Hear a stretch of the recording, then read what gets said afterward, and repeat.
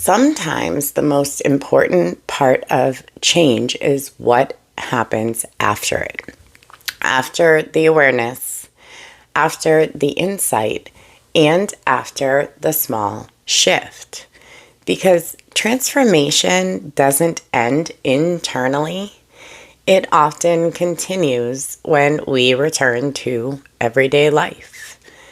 This episode explores what may happen when an internal shift begins to interact with the world around us.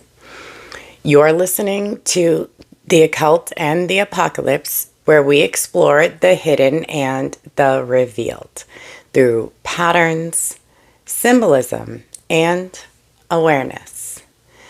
Not to predict, but to notice.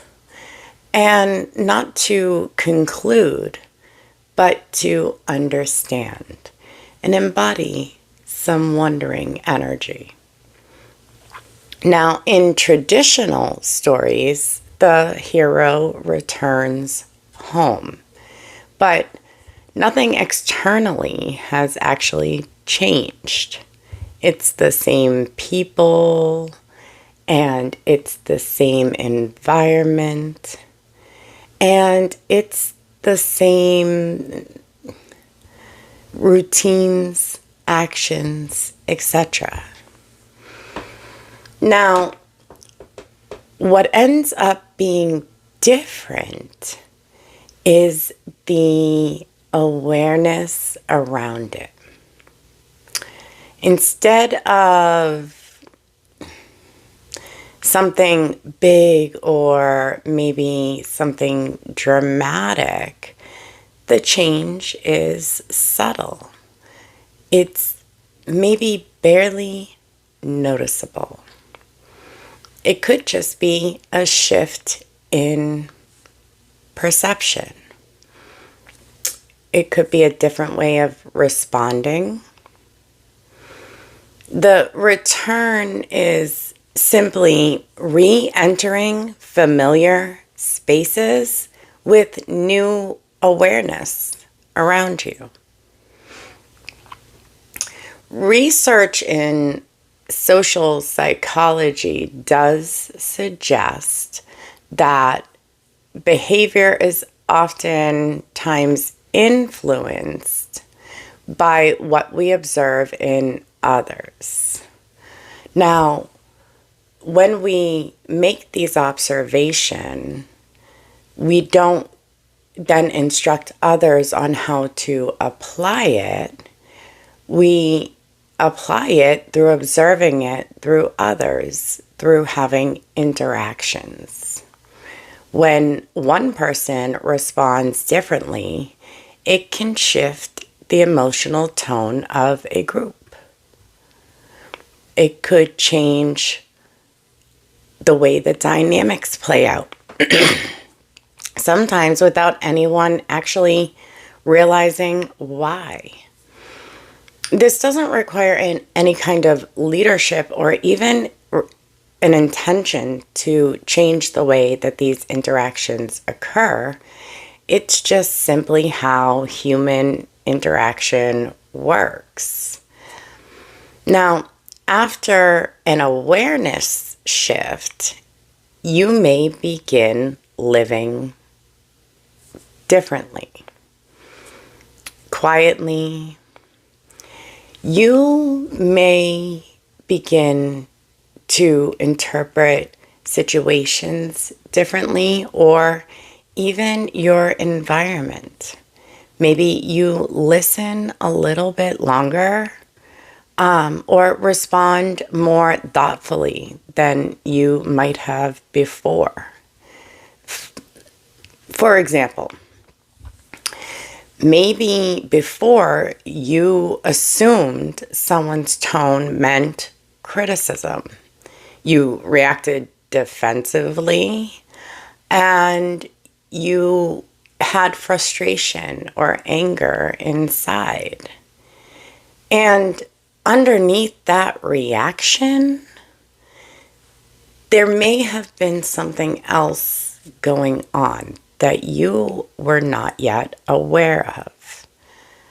a need to be understood, a sensitivity to being judged, a quick interpretation that something was wrong.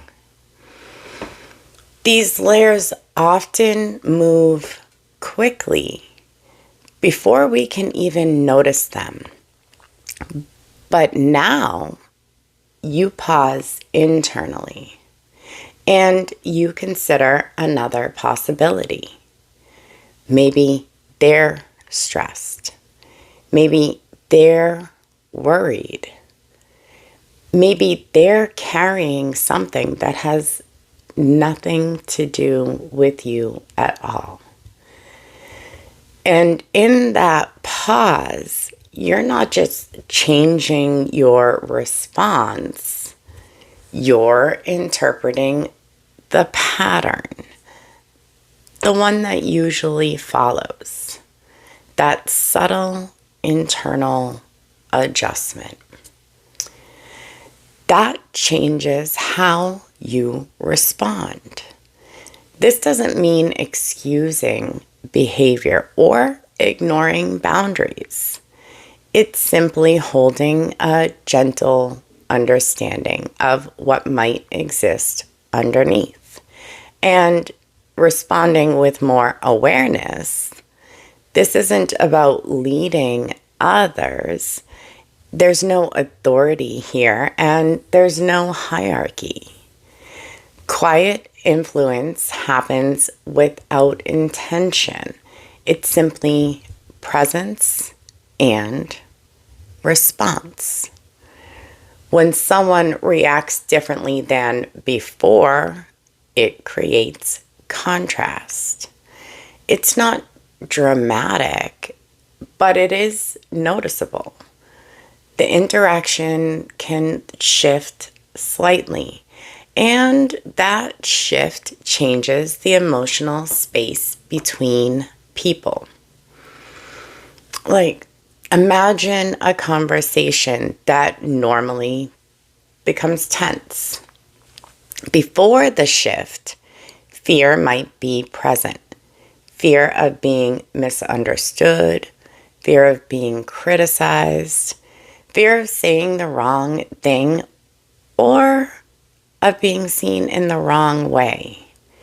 That fear can build up very quickly and move into defensiveness. Tone may sharpen, listening often decreases, and assumptions fill the gap.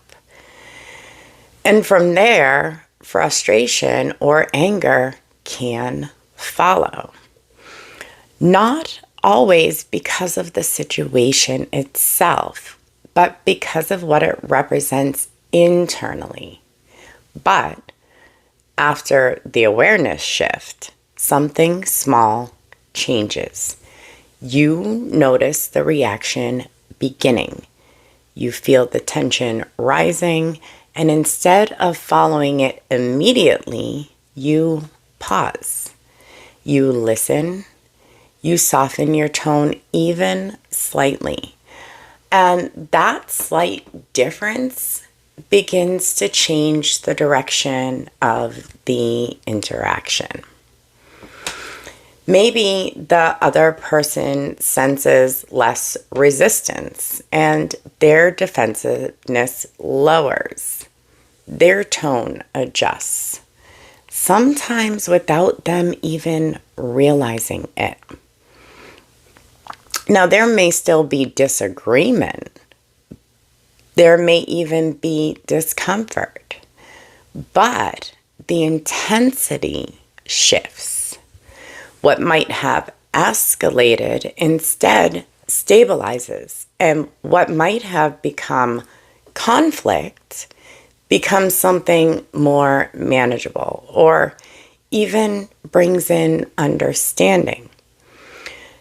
And it's not because anyone planned it, but because one response changed the direction of the interaction. And that experience doesn't end when the conversation ends. You may leave that interaction feeling differently than you normally would, less strained, less reactive, and maybe more grounded. There's a sense of space where there used to be tension. That experience begins to build familiarity. It shows you that another way of responding is possible. At the same time, the other person may also leave differently. They may feel less attacked, less defensive, and more understood. Even if nothing was explicitly resolved, and that can influence how they'll show up next. Not in maybe a big, immediately noticeable way, but in their own subtle shifts. There's no one that's special here, and there's no leader to prompt these changes. It's simply awareness interacting with environment very quietly and naturally. Small shifts moving through relationships. The return doesn't end the journey, it often begins new cycles. Each interaction becomes an opportunity for awareness to stabilize. Sometimes the shift holds, and sometimes you will revert. And still sometimes you will notice again. Over time, these experiences build familiarity with the new response. Growth continues, not as a straight path, but as overlapping moments of awareness. If awareness changes how we respond, then small shifts matter. Not because they lead or direct others, but because they change interactions. When someone receives a calmer response, their experience of that moment changes. Their body may relax slightly. Their tone may soften, and they may feel less pressure. Pressure to lash out, pressure to defend themselves. And if they do that, they can carry that forward. They may approach their next conversation with just a little more openness. They may pause where they normally wouldn't. They may respond differently to someone else, or maybe even you later in the day. Even small shifts in tone can change how a moment feels. And those moments add up. Not always in a visible way, but in how people experience their interactions, their environments, and themselves. And when multiple people experience these small shifts, their journeys may begin to overlap, not intentionally, but naturally. So the hero's journey may not end with transformation, but actually with return. First, a return to yourself internally, and then a return to the community and the environment, slowly creating minor energetic changes that could stabilize and ground the change. And from that awareness, small shifts begin to move outward. So, How might your awareness be subtly influencing your interactions? But I'll leave that for you to think about. Thank you for being here with me and helping me take the occult and the apocalypse and see it as just the hidden and the revealed.